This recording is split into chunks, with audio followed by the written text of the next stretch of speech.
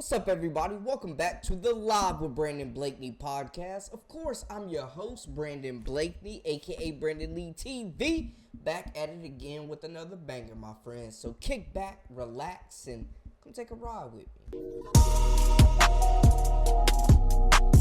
You are now locked into the Live with Brandon Blakeney podcast. Here is your host, Brandon Blakeney.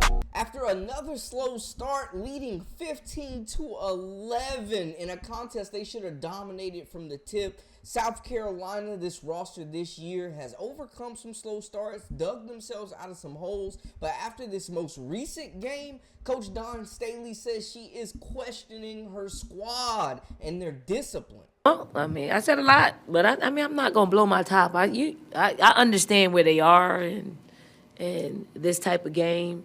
I'm not making excuses for them, but when you know, you just try to fight and get them back to a good place.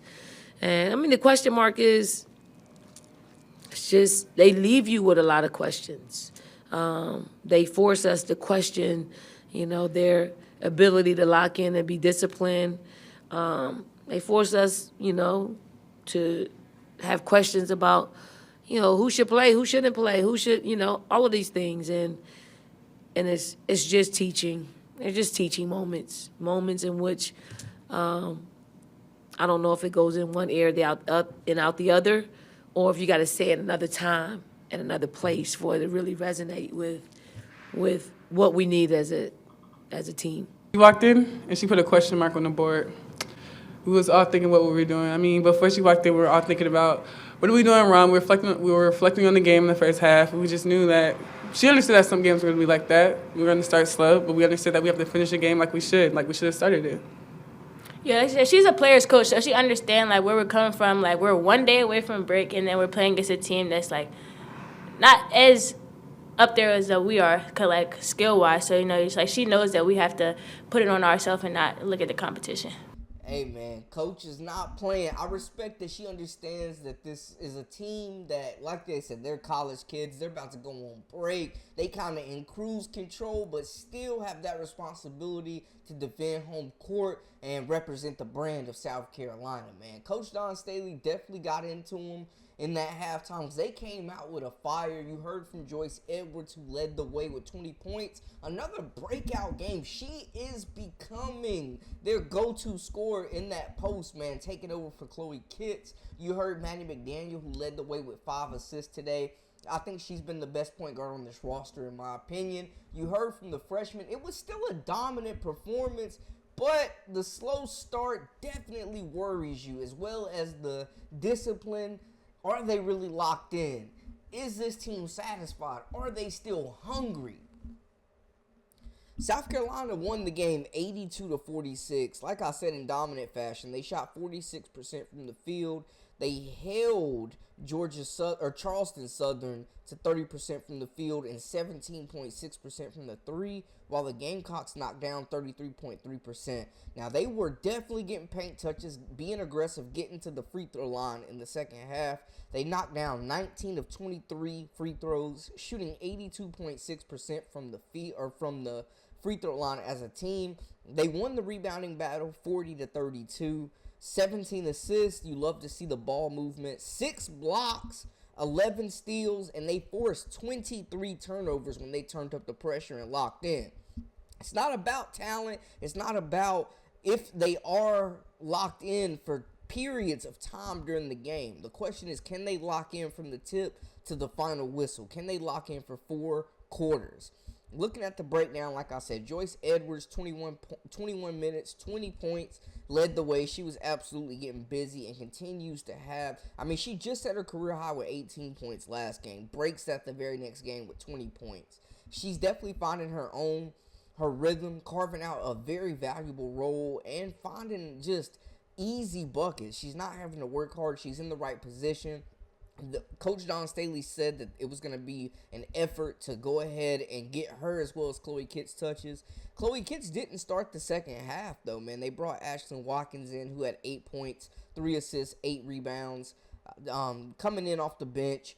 Maddie McDaniel, like I said, 6 points, 5 assists to lead the Gamecocks in assists. Raven Johnson finished with 9 points, 2 assists, 7 rebounds. Tahina Powell, quiet night, 8 points, 2 rebounds for her. Breezy Hall got in on the action with 7 points and 4 boards as well. Sanaya Fagan continues to be productive in that paint, man. I love the energy, the effort, the motor, and the effectiveness, the efficiency that she's producing right now with limited playing time as well as limited touches. She finishes with 8 points, an impressive 3 assists, and 6 rebounds in just 18 minutes of play. Tessa Johnson, Malaysia Fulwali both had 7 points. Tessa had 3 assists and 3 rebounds as well. Malaysia Fulwali only played 17 minutes in this contest, so we're still figuring out the rotations, it seems like, for this team. We're still seeing different rotations being displayed, seeing what players mesh well together. Minutes are still fluctuating for majority of the players other than Raven Johnson and Tahina Powell. Ashlyn Watkins, though, played 25 minutes, so definitely something to monitor there.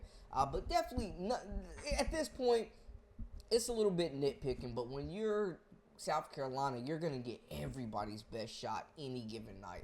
It was a well-balanced attack. They handled business. They didn't get caught slipping. They started off in cruise control but finished this game strong. And now, I mean, they're gearing up for SEC play. You know, they will play Wofford. They're gearing up for SEC play, man. They're about to go on break.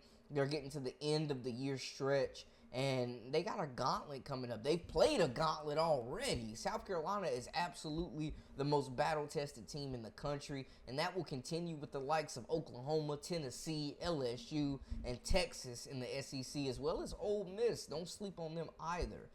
SEC is going to be a gauntlet, and whoever comes out on top will definitely be a number 1 seed and one of the most battle-tested teams in the country. You got some new faces that are getting adjusted to playing college basketball here, but the freshmen were definitely dependent on.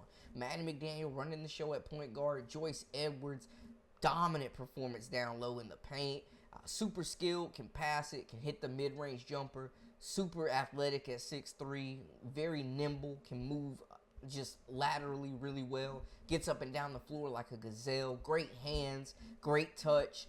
And, you know, she looks like she's definitely ready to take on any type of responsibility and a larger role, carrying more than her weight in this offense, man. It's going to be exciting to see the development of Joyce Edwards, as well as the likes of, like, Sarah Strong in this freshman of the year running, man. But Joyce Edwards is playing great basketball. I think she's a generational talent. She has the potential to be the best Gamecock to come through South Carolina since Asia Wilson. She's that good. But y'all let me know how y'all feel in the comments. That is a wrap for us. For all the latest and the greatest, I am Brandon Blakeney, a.k.a. Brandon Lee TV. Make sure to hit that subscribe button, comment, like, share, and follow us on social media at Brandon Lee TV. Again, that is a wrap for us. Until next time, we out.